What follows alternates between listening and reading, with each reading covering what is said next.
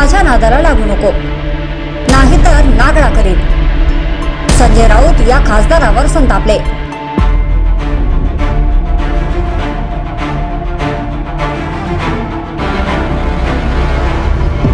वक्फ board विधेयक राज्यसभेत मंजूर करण्यात आले आहे. या विधेयकामुळे सत्ताधारी आणि विरोधी खासदारांमध्ये जोरदार खडाजंगी झाली. राष्ट्रवादी काँग्रेसचे खासदार प्रफुल्ल पटेल यांनी आपल्या भाषणात शिवसेना उद्धव बाळासाहेब ठाकरे पक्षाला जोरदार टोले लगावले. संजय राऊत यांनी देखील त्यांनी सभागृहात आव्हान दिले. त्यावर संजय राऊत यांनी आपली प्रतिक्रिया गुरुवारी माध्यमांशी बोलताना दिली. संजय राऊत म्हणाले, प्रफुल्ल पटेल संसदेत आहेत त्याची लाज वाटते. दाऊदचे हस्तक भाजपने आपल्या पक्षात घेतले आणि दुसऱ्यांना निष्ठेच्या गोष्टी सांगतात, रंग बदलण्याच्या गोष्टी सांगतात.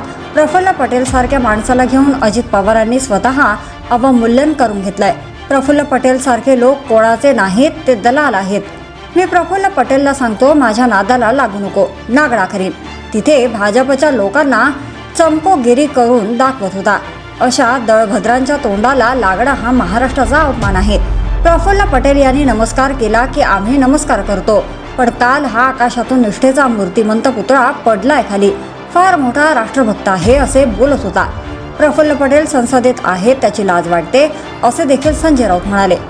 ते कधी काँग्रेस पक्षाची दलाली करत होते, कधी राष्ट्रवादी काँग्रेस पक्षाला बाप बाप करत फिरत होते.